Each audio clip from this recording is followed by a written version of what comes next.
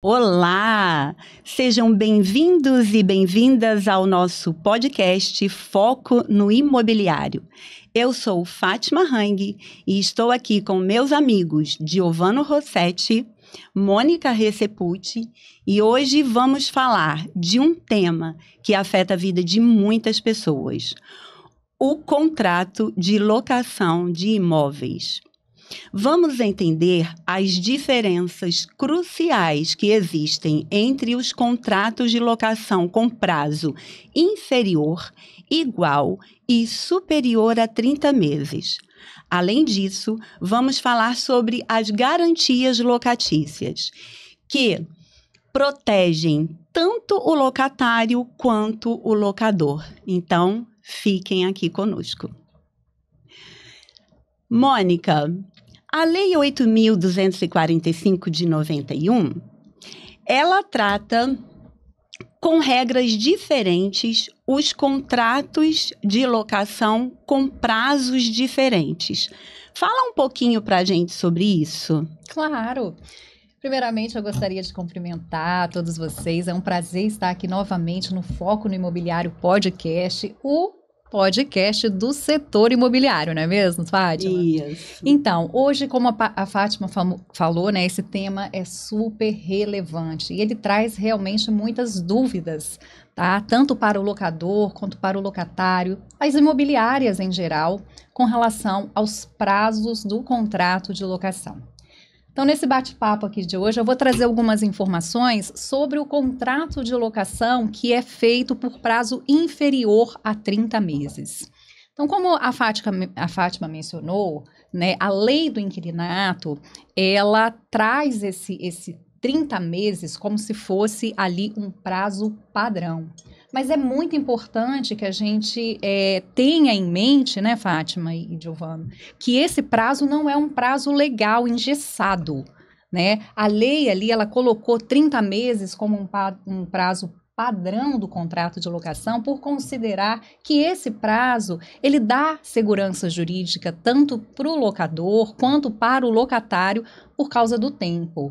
Mas os contratos, né, voltando a dizer, os contratos de locação, eles podem ser feitos por prazos inferior, igual ou maiores que 30 meses. Eu vou falar um pouquinho, né, do contrato de locação, né, que é feito por um prazo inferior a esses 30 meses. Então, vamos supor, vou sempre tomar aqui como respaldo um contrato de 12 meses, que é muito comum, inclusive, né, as pessoas gostam de fazer contratos de 12 meses, né? O contrato de locação feito por um prazo inferior a 30 meses, ele dá muita flexibilidade para as partes, tanto para o locador quanto para o locatário, que é um prazo razoável, né? Ali, vamos dizer assim, de 12 meses, por exemplo, que o locador, por eventual motivo, ele quer fazer a retomada do imóvel, né? O locatário não gostou daquela localização ou precisa, né, estar em outro lugar. Então, dá aquela flexibilidade para ambas as partes. Mas esse contrato, ele também traz algumas especificidades e que o locador, em especial, ele tem que estar bastante atento. Então, eu vou falar que nos contratos de locação feito por um prazo inferior a 30 meses, ele não pode ser rescindido, tá, pelo locatário, a não ser que haja uma chamada que a gente chama de denúncia cheia. Ele precisa de uma justificação clara, respaldada, manifesta, de que ele realmente precisa retomar aquele imóvel antes do período. Então, assim, dentro de um exemplo prático, a pessoa fez um contrato de locação de 12 meses. Aí o locatário, olha, eu preciso retomar esse imóvel com 6 meses. E aí o locador, né, pede o imóvel com 6 meses, nesse exemplo do contrato de 12 meses, e o locatário pergunta, mas por quê? Qual o motivo? Ele fala, porque meu filho vai casar e eu vou colocar ele para morar nesse imóvel. Não é um motivo plausível, por exemplo. Tem que ser um motivo justificado de acordo, né, com as determinações da lei, que a gente chama de denúncia cheia, senão ele não pode fazer essa rescisão. E aí, existe uma outra especificidade também, que esse contrato de locação firmado por um período menor que 30 meses, Foi estipulado ali um prazo, eu tomo novamente o exemplo dos 12 meses, se as partes permanecerem silentes, ninguém se manifestar, o locador não falar, eu preciso retomar o imóvel, e o locatário, olha, eu não tenho mais interesse nesse contrato, se ninguém se manifesta ali nas vésperas, vamos dizer assim, do prazo que foi estipulado, esse contrato ele vai ser automaticamente prorrogado, ele passa a vigorar agora por um prazo indeterminado. E aí, qual o cuidado que o locador em especial tem que ter? Quando esse contrato, então, ele passa a vigorar por um prazo indeterminado, pela lei do inquilinato, o locador, ele só pode fazer a retomada desse imóvel após 5 anos de contratos ininterruptos, que significa que ele fez um contrato de 12 meses, ou seja, menor que 30 meses lá que a lei fala. Não rescindiu, o locatário também não se manifestou, se automaticamente esse contrato ele foi prorrogado por prazo indeterminado. E aqui é importante dizer o seguinte, muitas pessoas confundem. Tem gente que acha que tem que fazer um novo contrato, porque ele foi prorrogado automaticamente, a pessoa, não, vamos fazer agora outro contrato. Não precisa, gente. Ele é prorrogado de forma automática por um período, por um tempo indeterminado, e as cláusulas que estão ali, as obrigações, continuam valendo da mesma forma. Da mesma forma. Ele só se prorroga no tempo, né? E se renova de forma automática. E aí, o locador, a lei do inquilinato, ele dá esse respaldo bem grande para o inquilino, de nesse tipo de contrato, quando está ali no prazo indeterminado, porque foi prorrogado, dá ao inquilino essa possibilidade de ficar mais tempo no imóvel, né? E a retomada pelo locador, ela fica bem mais difícil, porque vão ser 5 anos ininterruptos, né? Bastante tempo. Então, o locador, ele precisa ficar bem atento a isso. E o que acontece? Ele quer retomar o imóvel dentro desse período que já está aqui no prazo indeterminado. Ele só consegue com a chamada denúncia cheia, que é aquela justificativa clara, manifesta, né, respaldada, baseada na lei. Por exemplo, para uso próprio, né, Mônica? Para uso próprio, por exemplo, né? Então, assim, não é qualquer motivo. Então, dá um respaldo maior também para o inquilino, né? Para o locatário, e o locador, ele precisa estar atento a isso. Então, assim, a conclusão que a gente chega nesse tipo de contrato, que é feito por menos de 30 meses, é que ele é realmente um contrato que dá mais flexibilidade para as partes, mas, em especial, o locador ele tem que estar mais atento. Tem que estar atento, sabendo que em caso de retomada para uso próprio ou alguma obra que seja por ordem do poder público, sim, ou até constatada também uma necessidade de obra no imóvel, né? Sim. São, como você falou, são motivos que devem ser comprovados até. Isso. Né? Porque também não adianta, eu peço para uso próprio, mas se não utilizar depois para uso próprio, o locatário, ele pode reaver essa locação de forma até judicial, né? Ou até convolar isso em perdas e danos, né? Com certeza. E, Giovano, falando sobre a locação com prazo de 30 meses ou superior, né? Igual ou superior a 30 meses, o que você tem a nos dizer? É bem melhor, né? Conforme a Mônica aí explicou já os problemas que tem a locação com prazo inferior a 30 meses. Fala para a gente sobre ela, por favor. Ok, Fátima. Antes de mais nada, é um prazer estar com vocês aqui no podcast Foco no Imobiliário, o podcast do mercado imobiliário. Então, quero que vocês acompanhem, que vai ter muita informação sobre questões imobiliárias nesse podcast. Agora, Fátima, respondendo à sua indagação, eu queria alertar para os nossos participantes aqui que o importante é você elaborar um bom contrato, porque a lei do inquilinato, ela inclusive permite um contrato verbal de locação. A locação necessariamente não precisa ser por escrito. Só que você fazendo um contrato de locação por escrito, você insere cláusulas que protegem tanto o locador como o locatário de eventuais problemas. Eu vou dar um exemplo. A lei fala que é obrigação do locador pagar o IPTU, mas a lei fala salvo disposição expressa em contrário no contrato.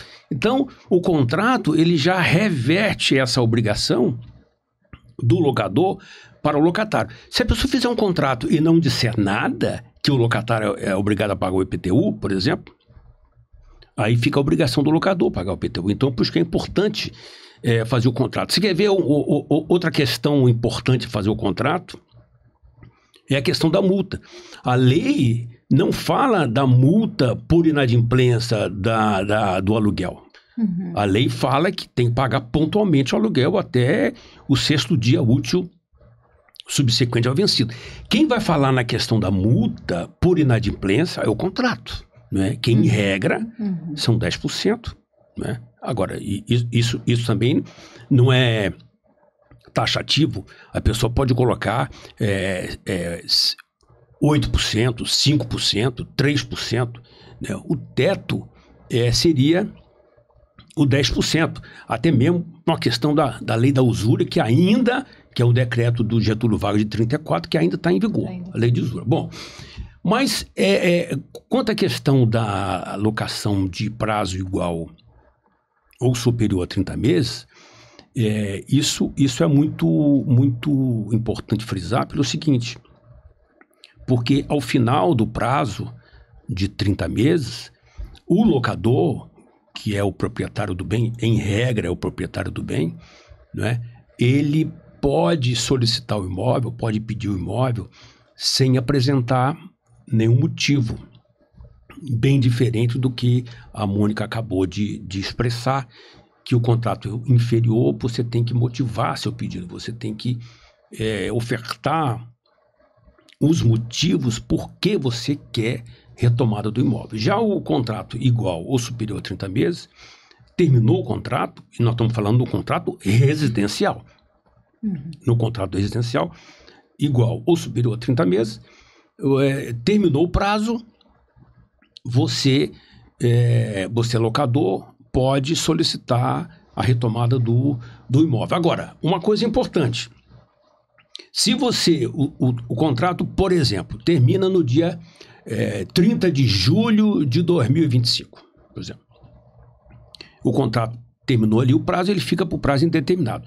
Se ele ultrapassar mais 30 dias, por exemplo, se ele chegar até 30 de agosto e o locador não pediu o imóvel, quando chegar em setembro, se ele quiser retomar o imóvel, ele vai ter que notificar o locatário, conceder mais 30 dias para ele desocupar voluntariamente, e aí sim, se ele não desocupar voluntariamente, você pode ajuizar uma ação de despejo. Então, é importante que as partes tenham exatamente essa ideia. Fazer o contrato por prazo inferior a 30 meses ou fazer o contrato com igual ou superior a 30 meses. Porque muitos locadores acham que 30 meses é um prazo muito extenso, é muito... eu quero pedir o imóvel e tal, mas ele tem que analisar que o contrato inferior a 30 meses, né, como diz a Mônica, em regra 12, mas pode ser 18, pode ser 15, pode ser 18, pode ser 20, pode ser 24, ele vai ter que apresentar os motivos que a lei impõe para a retomada do bem. Né? Isso depois de vencido o contrato. Né? Não é no meio do contrato o proprietário pediu o imóvel, porque a lei, a não ser que o locatário venha cair na inadimplência, cometa uma infração contratual, aí ele pode entrar com uma ação de despejo e tal, mas se o locatário estiver cumprindo rigorosamente o contrato, o locador vai ter que esperar o prazo ao término do contrato para pedir o imóvel. Já com 30 meses, ele não precisa motivar o seu pedido, ele não precisa justificar seu pedido. Ele simplesmente terminou o prazo e ele quer o imóvel, pronto.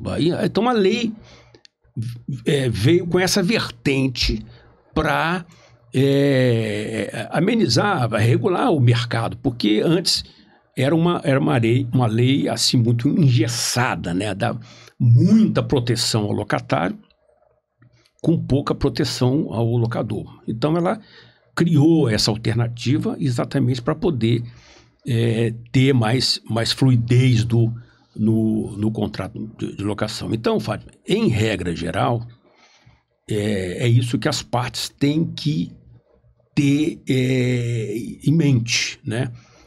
Inferior ou superior a 30 meses, né? Então, é isso que tem que ter muita clareza antes de celebrar um contrato de locação com os prazos aqui mencionados.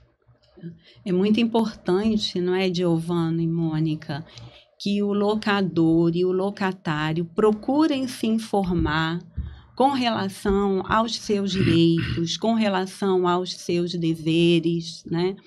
E os locadores também prestarem atenção com relação a esse prazo de 30 meses, que ainda há muita resistência, né, para formalizarem contratos neste prazo.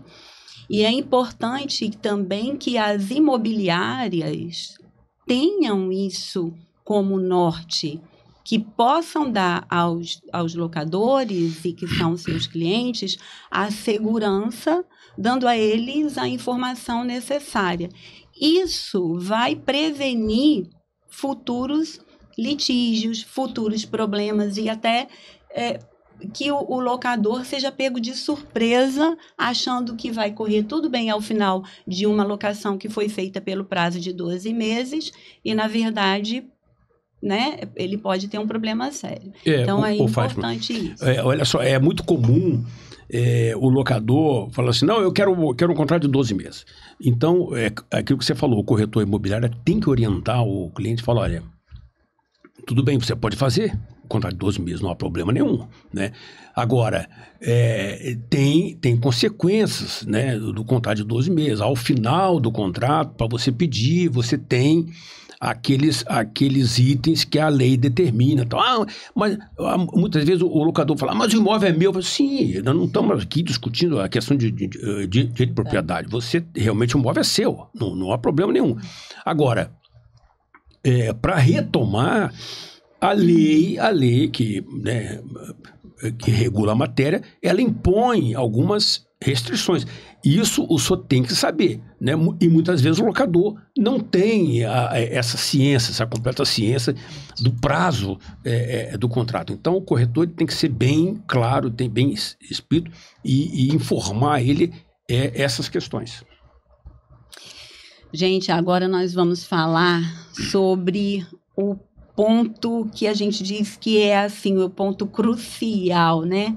Que são as garantias locatícias, né? Nós sabemos que a lei do inquilinato, ela já traz como expressas algumas garantias e veda outras, né? Então, Giovano, você poderia nos falar a respeito de algumas garantias previstas na lei? Sim, Fátima. É importante você ter garantia no contrato, porque, observe, você está dando posse a uma pessoa no imóvel e muitas vezes é um imóvel que você construiu com muito sacrifício, né, com muito labor, né, e a pessoa está dando posse a imóvel da pessoa em contrapartida a um aluguel. Então, não tem só o aluguel, né? Muitas vezes, se é um imóvel num condomínio, num prédio, você tem o aluguel, você tem o IPTU, você tem a taxa condominial. Tudo isso tem que estar muito bem amarrado no contrato de locação, de tal sorte que se houver inadimplência, você tem ali todas as questões de multa, de juro, correção e tal. Além disso, você tem que ter uma garantia Porque se houver a inadimplência desse aluguel e os demais encargos, você tem que ter uma garantia. Então, a lei fala assim, fiança, a lei fala em seguro fiança, né? A lei fala em caução, né? Então, são garantias que um título de capitalização. Então, são garantias que os locadores, os corretores e as imobiliárias podem solicitar ao pretendente à locação que ofereça esse tipo de garantia. Agora, vai depender do tipo de garantia. Por exemplo, se o corretor ou a imobiliária optar por ter um fiador, por exemplo, 1 ou 2 fiadores, mas não é qualquer fiador que pode ser garantidor. Não, ele tem que ter lastro patrimonial para ser fiador, né? Então, exemplo, vou dar um exemplo bem básico. Se vamos supor que tem um aluguel de R$1.000, mais um condomínio de 500, por exemplo, R$1.500, né? Aí o fiador apresenta um rendimento que ele ganha R$2.500. Quer dizer, não faz sentido. Não tem a menor condição de ser garantidor de fiança, porque você tem entre aluguel e condomínio dá R$1.500, a pessoa ganha R$2.500.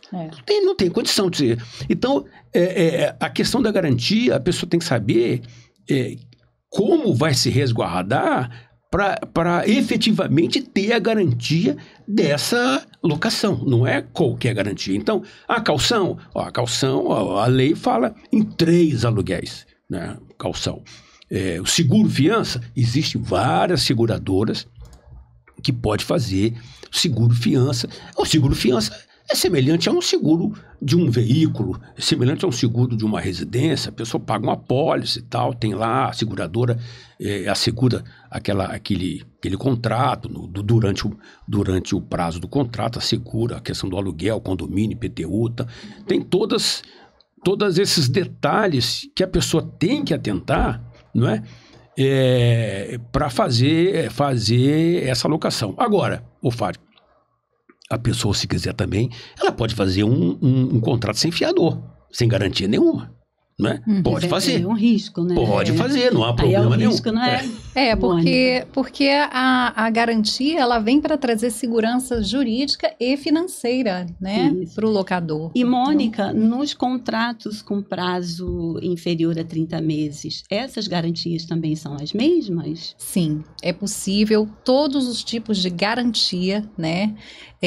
Seja seguro-fiança, fiança, caução, né? Todos os tipos avalistas, todos os tipos de garantia são possíveis também nos contratos de locação inferior a 30 meses, né? Então, assim, não existe nenhuma diferenciação legal, né, na questão do tempo ser inferior a 30 meses. Então, é muito comum, né, quando você faz um contrato, por exemplo, de 12 meses, a pessoa vem com seguro-fiança. O seguro-fiança é bem popular, né, porque ele traz uma segurança financeira para o locador, né, que evita ali que, no caso do inquilino ficar inadimplente, ele seja prejudicado, né? Mas, né, além do seguro-fiança, como, né, o Giovano falou, pode ser outras garantias também, é possível. A gente tem a fiança, né, que é a confiador, né? Então,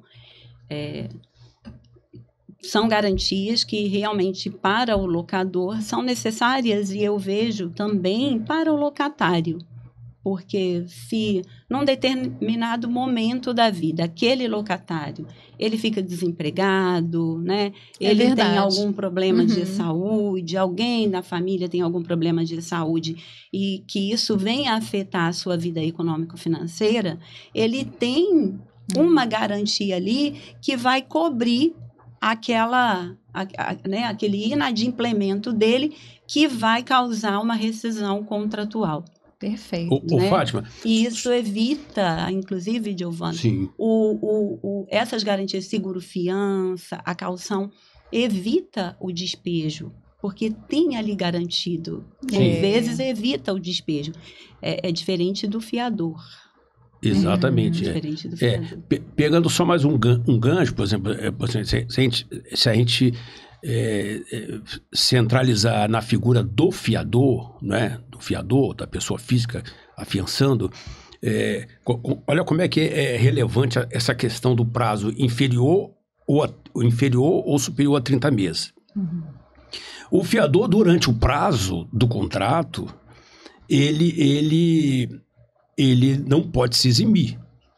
Ele só pode se eximir da fiança depois de terminar o prazo do contrato. Bom, então se num contrato inferior a 30 meses, você tem um prazo curto, terminou o contrato, a lei fala, olha, fiador, você pode se exonerar, você sair da fiança, você notifica e você fica responsável por mais 120 dias e depois termina automaticamente a sua obrigação como fiador.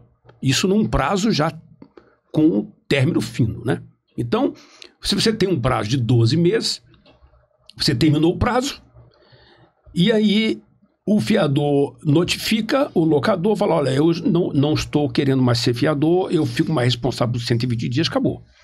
Já se você faz um contrato igual ou superior a 30 meses, você tem ali 2 anos e meio do contrato, o fiador assegurando aquela locação. Ele não pode sair da locação. Bem diferente de um prazo inferior a 30. Né? Então, assim como o seguro, assim como... Então, é por isso que é importante atentar para o prazo, para poder a pessoa não ficar sem essa garantia locatícia, que é uma coisa relevante. Giovano, e falando da fiança, Mônica, é importante lembrar que quando o fiador é casado, é necessário a assinatura do cônjuge, não é? Exatamente. Isso vale para os 2 contratos, não é? Exatamente. Né? Porque é o respaldo que se dá, né? Porque o contrato às vezes está no nome só de um, né? Mas ele é casado, né? A esposa, o cônjuge ou o esposo, eles têm que assinar junto, porque se acontece alguma coisa no futuro, a responsabilidade ali vai ser, né, simultânea, tanto de um como de outro, né? Porque vai que acontece alguma coisa com o locador, ele falece, né? O locatário tem que ter a assinatura do cônjuge, no caso dele ser casado, né? Mas tratando da fiança, o fiador, o cônjuge também tem que assinar, porque senão a fiança é nula, né? Ela é anulada. Ah, sim. Em caso de não outorga do outro cônjuge. Eu já tive casos assim de anulação de fiança. Você ficar como fiador, né, é uma responsabilidade muito grande. Então, né, tem que ter a anuência, a assinatura também, né? Do cônjuge. E nós falamos então aqui das garantias, né? Caução, fiança, seguro-fiança, mas tem também aquelas vedações que a lei do inquilinato prevê, mas que na prática são cobradas e por algumas imobiliárias, infelizmente. Eu dou como exemplo aqui a taxa de elaboração de contrato. Ora, a lei do inquilinato não prevê esse tipo de conduta. Por quê? Não prevê a taxa, o pagamento de taxa. Por quê? A taxa, a elaboração do contrato, ela é de responsabilidade do locador ou da imobiliária que ele contratou para fazer a gestão daquele contrato. Mas o que acontece? Algumas imobiliárias transferem isso para o locatário e no momento da locação, elas incluem esse valor de taxa de realização de contrato, de elaboração de contrato, chamada taxa de contrato. E isso é terminantemente proibido. Proibido. Perfeito. Um outro exemplo que eu cito e que Ultimamente tem sido menos, acontecido com menor ocorrência, mas há algum tempo atrás acontecia bastante, mas hoje ainda acontece, embora com menor ocorrência, é a cobrança da taxa de pintura no início da locação. Isso já foi decidido pelos tribunais que é proibido. A taxa de pintura no início da locação, ela não deve ser cobrada do locatário, porque aquele imóvel tem que estar em condições de locação para aquele locatário. Imediata, né? Imediata. Então já tem que estar com a pintura, né? Todo organizado. Todo organizado. Ela pode ser cobrada ao final da locação? Sim. Se o locatário, porque o locatário ele tem a obrigação de entregar o imóvel nas condições que o recebeu. Então, geralmente nos contratos, há a cláusula dizendo que ele deve entregar o imóvel pintado. Se por acaso aquele locatário não quiser pintar o imóvel por si, então ele pode falar, não, imobiliária, você tem alguém que possa fazer isso para eu te entregar esse imóvel em perfeitas condições, assim como eu o recebi? Perfeito. Nesse momento, sim, a imobiliária ou o locador pode cobrar aquela taxa de pintura, mas nunca antecipadamente, porque é vedado por lei, né? E muita gente não tem essa informação, né? Não sabe disso, ou às vezes assina aquele contrato ali, fica com dúvidas, né? Exatamente. E Fátima, tem um dado relevante aqui. Muitas vezes a pessoa fala assim, os próprios corretores ou os próprios imobiliários falam assim, não, eu não vou mexer com locação, não, que locação é muito trabalho, dá muito problema e tal. Mas, de certa forma, tem razão? Tem. Mas, de outro lado, não tem muita razão. Por quê? Porque se você fizer um contrato bem feito e também no ingresso do locatário uma vistoria bem feita no imóvel. Hoje nós temos empresas no mercado que faz esse tipo de coisa, vistoria, vai lá, vê, é piso, armário, é tomada, se tem ar-condicionado, se não tem, se está funcionando, parte rede elétrica, tudo, eles fazem lá, filmam, tiram fotografia, faz um dossiê, né, apresenta ao locatário. O locatário tem um prazo para olhar aquele dossiê, checar, ver se está tudo certo realmente e tal. Então, quando ele sair daqui a 1 ano, daqui a 2 anos, tem lá o registro de quando ele entrou, como estava no imóvel e de que maneira ele tem que devolver o imóvel, né? Então, se você não tem esse registro, aí é problema sim. Aí é problema, porque fica disse por não disse, né? Ah, você entrou dessa maneira, eu não entrei dessa maneira, estava assim, estava assado.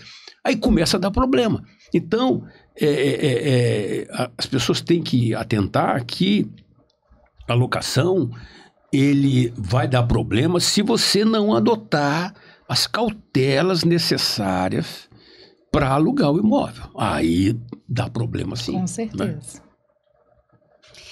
Bom, então Giovano já começou aí a dar as dicas, né, para a questão de locação. Então, Mônica, qual é a sua dica? Olha, Fátima, são muitas as dicas, né, que a gente tem que dar. Mas, assim, eu separei algumas aqui para o locatário. Então, eu vou falar com você, locatário, né? Então, quando você for ali fazer um contrato de locação, né, além de estar bem atento, né, à questão do prazo desse contrato que a gente tem comentado aqui, né, é muito bom estar atento, bom não, é importantíssimo estar atento às cláusulas contratuais, porque um contrato de locação bem feito, bem elaborado, ele vai te dar mais segurança jurídica, mais segurança financeira. Então, tem que olhar detalhadamente, pormenorizadamente, as cláusulas do contrato que falam das responsabilidades, que falam às vezes da rescisão antecipada, a questão da multa. É muito importante fazer essa análise pormenorizada do contrato, e por isso que a gente indica, né, Giovano, faça um contrato, não faça locação de forma verbal, não, porque a locação pode ser feita assim, de forma verbal, mas ela não vai te trazer a segurança jurídica, né? Num caso ali de um conflito, de um desídio, você às vezes não conseguir comprovar alguma coisa, né? Opte sempre por fazer um contrato escrito, com cláusulas, né? Sempre atenta às cláusulas do contrato. Outra dica que eu dou para o locatário é que se o tipo de garantia que foi oferecido pelo locador não reflete a sua realidade, negocie essa garantia. Negocie uma garantia melhor, que esteja mais dentro ali, às vezes, do seu planejamento econômico. Às vezes o locador pede um tipo de garantia que para aquele locador, uma calção, um fiador, por exemplo. Fiador é tão difícil, né, gente, achar fiador, achar alguém que se disponibilize a ser fiador. Então, cada dia vai ficando mais raro isso daí, né? Às vezes o locador ele só quer esse tipo de garantia. Não, negocie isso. Um seguro-fiança, de repente, vai ser melhor. Então, negocie também essas cláusulas. Eu separei outra aqui para vocês, que é: guarde todos os comprovantes dessa locação. Comprovante de pagamento e recibos também de pagamento. Muito importante. Isso é muito importante. Se você é daquele que gosta de papel, já separa uma pastinha, já vai colocando ali tudo organizado, tá? Deixa tudo ali notado, porque uma hora ou outra levanta-se ali uma suspeita ou né, o locador, olha, eu não recebi o aluguel, não recebi isso, não recebi aquilo, tá tudo ali, né, o recibo dos pagamentos, você de repente fez uma reforminha ali, alguma coisa, o aluguel tá tudo certo, se você é mais digital, coloca isso lá num drive, né, deixa isso separado, essa pasta separada e organizada. Muitas pessoas não se atentam para isso, muitas pessoas elas vão né, se embolando ali naquela documentação. E tem uma coisa também que eu queria falar, Giovano, você que trabalha muito, né, com a questão da locação, Giovano, né, tem uma imobiliária, além de ser advogado, é corretor e tem uma imobiliária. As pessoas, quando elas vão fazer o contrato ali, às vezes, elas são tão empolgadas, né, Giovano? Porque olha só, a pessoa, imagina, se coloca no lugar do locatário. Ele está alugando, às vezes, o imóvel do sonho dele. Às vezes ele não tem condições para comprar aquele imóvel, não tem recursos para comprar, mas ele pode alugar. Então ele entra, aquele lugar tá lindo, aparentemente está tudo perfeito, ele tá doido para alugar e o mercado tá em cima do imóvel, muita demanda procurando aquele tipo de imóvel. Às vezes ele fecha com pressa, não analisa o que precisa ser analisado e acaba ali não observando tudo isso daí, né? Todas essas questões que ele precisa observar. Outra dica que eu dou para os locatários é: observe lá as cláusulas de rescisão antecipada do contrato, porque vai gerar multa e você tem que estar ciente disso para não ser pego de surpresa, tá? E Giovano tocou no ponto da questão da importância, né, de você ter um laudo de vistoria bem feito. Então, uma pessoa me procurou recentemente que ele estava, assim, muito chateado. Por quê? Porque ele estava alugando um apartamento e ele estava vindo do Rio com a família.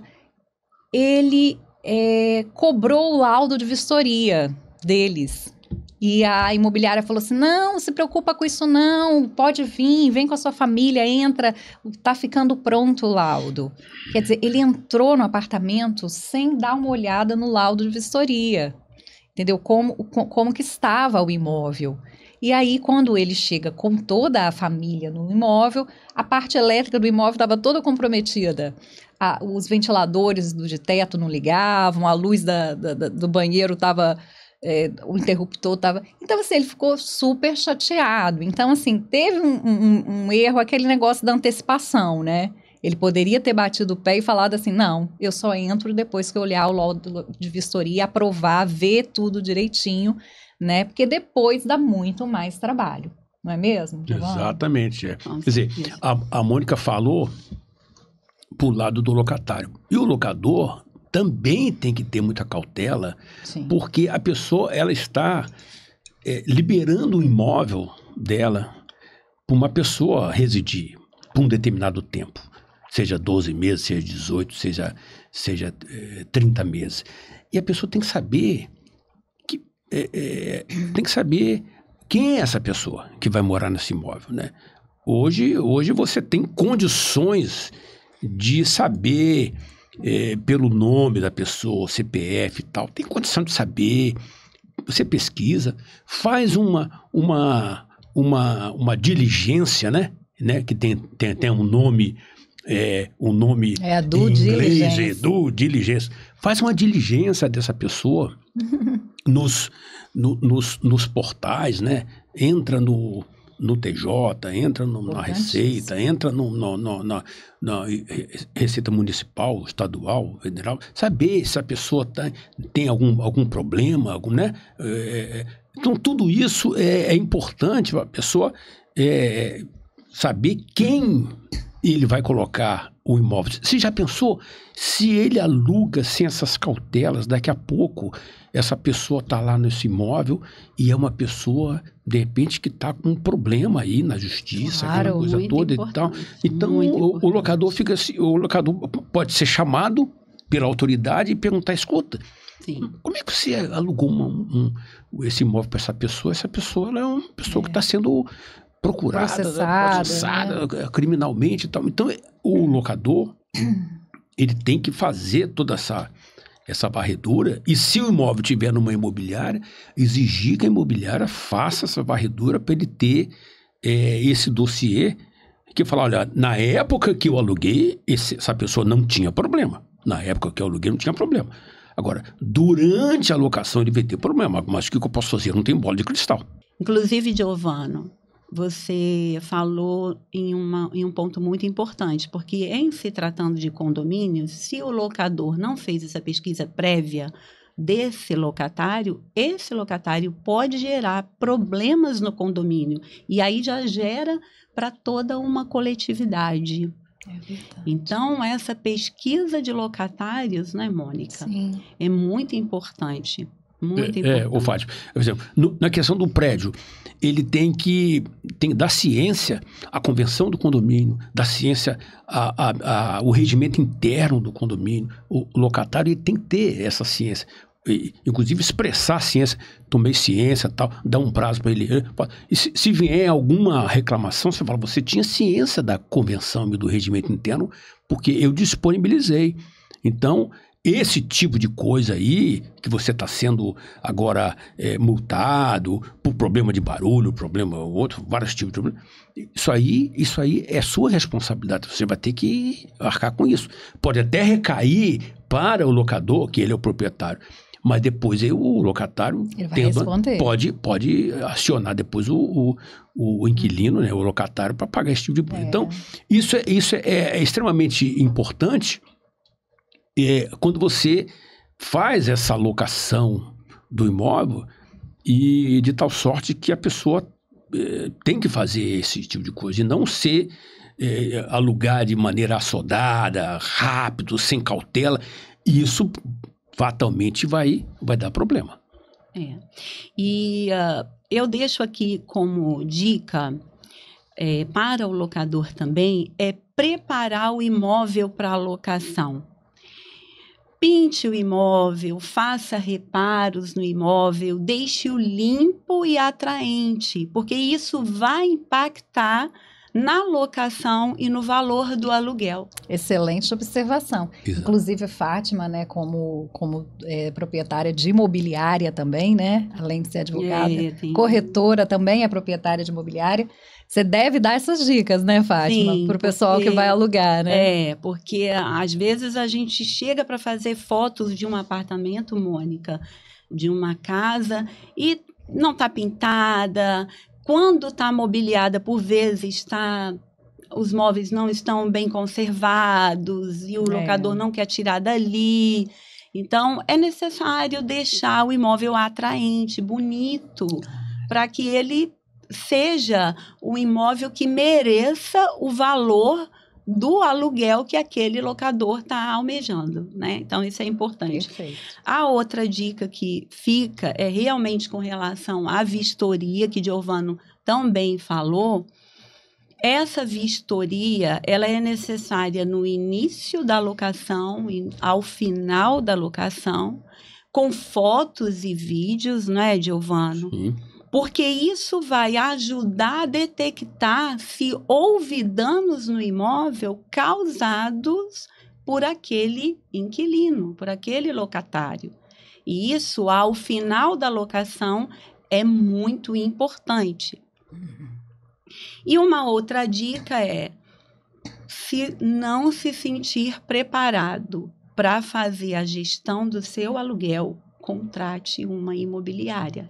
Ela vai cuidar, uma imobiliária séria, uma imobiliária que seja ética, ela vai cuidar do seu patrimônio, fazer a gestão do seu aluguel e te dar maior tranquilidade. Com certeza. Ô Fátima, tem um detalhe que eu sempre brinco com o pessoal, falo assim, quando o pessoal vai alugar o imóvel, eu pergunto assim, escuta, você tem espírito de locador? Se você não tiver espírito de locador, é melhor você não alugar seu imóvel. Qual é o espírito do locador? Mas qual é o espírito? Qual é o espírito do locador? Fora, o espírito do locador é o seguinte, você vai disponibilizar seu imóvel, uma pessoa morar que você não conhece, vai morar no imóvel, e quando você receber o seu imóvel daqui a 2 anos, ou 3 anos, ou 4 anos, fatalmente, ele não vai estar da mesma maneira que você entregou. Vai ter um desgaste natural. Inclusive, a lei prevê o desgaste natural. O que é o desgaste natural? É uma maçaneta que ficou um pouco mais desbotada, é uma dobradiça na porta, é o armário que já não está fechando tanto, porque é um desgaste natural, abre e fecha, abre e fecha, abre e fecha. Então, esse tipo de coisa, o locador, ele tem que ter aquele olhar assim, mais benevolente, né? Se ele disser, não, eu quero que ele me entregue o imóvel da mesma maneira que eu entreguei. Escuta, olha só, mas você tem que contar também com um desgaste natural. Né? É. Tem que ser mais flexível, né? Tem que ter essa flexibilidade também, senão se a pessoa for muito impositiva, não vai conseguir fazer a locação. Verdade. Agora vamos para as perguntas mais frequentes, assim, vamos responder bem curtinho por causa do nosso tempo aqui, né? Ok.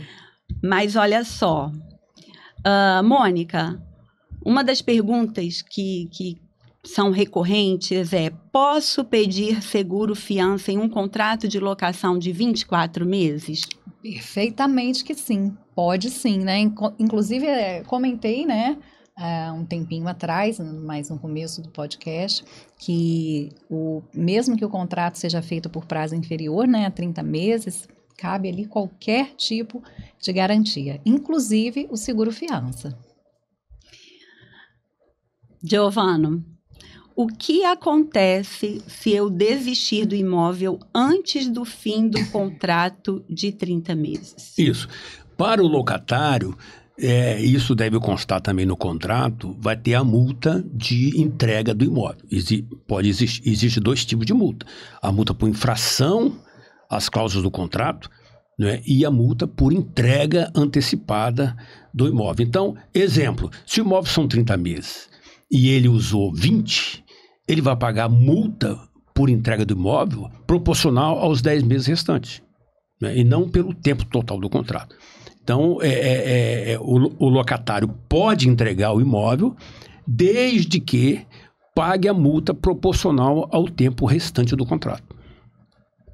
E como é o cálculo dessa multa, Mônica? Essa multa rescisória? Então, tem um cálculozinho, né? Como se fosse uma formulazinha matemática, né? Você pega o valor ali total da multa que foi estipulada, né? Você pega o valor total do prazo também, né? Do contrato, faz a divisão, né? O valor da multa, o prazo total do contrato e multiplica pelos meses restantes, né? Então, vou dar aqui um exemplo prático. O contrato foi feito em 24 meses.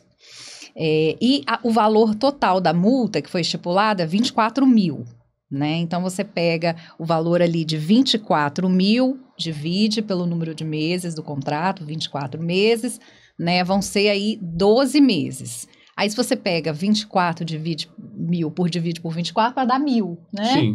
A gente não é muito bom em matemática, não, mas os cálculos tá fácil. Por mês. Aí, o cara rescindiu com 12 meses. Você pega 1.000, multiplica por 12, que é o restante, né? Proporcional. Isso. Ele vai ter que pagar uma multa ali de 12 mil reais. Isso. Bem, chegamos ao fim do nosso episódio de hoje. Espero que você tenha gostado das informações valiosas sobre contratos de locação e garantias locatícias.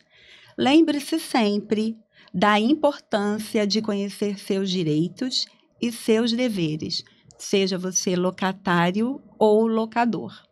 Mônica, uma palavrinha final pra gente? Quero agradecer por mais um episódio aqui, pela companhia dos meus célebres amigos, né, e advogados e corretores, né, Giovano, Fátima, mais um episódio. Nós estamos no terceiro episódio, Terceiro episódio do nosso podcast. Peço que você siga as nossas redes sociais que ficarão aqui na descrição, né, desse podcast. Também acompanhe-nos no canal do YouTube, né, para mais informações.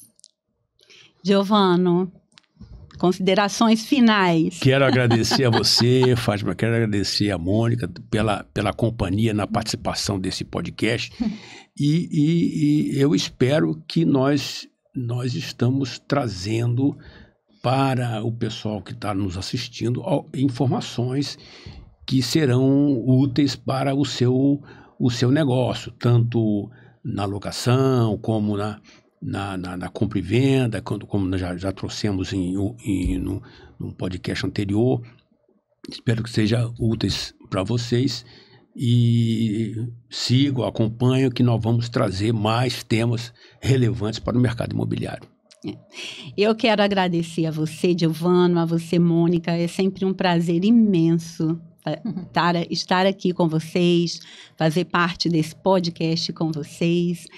E para você que nos assiste, até a próxima. E lembre-se, conhecimento é poder. Uau. Cuide dos seus direitos, conheça os seus deveres e até o nosso próximo episódio. E se inscreva no nosso canal se você ainda não é inscrito. Isso aí.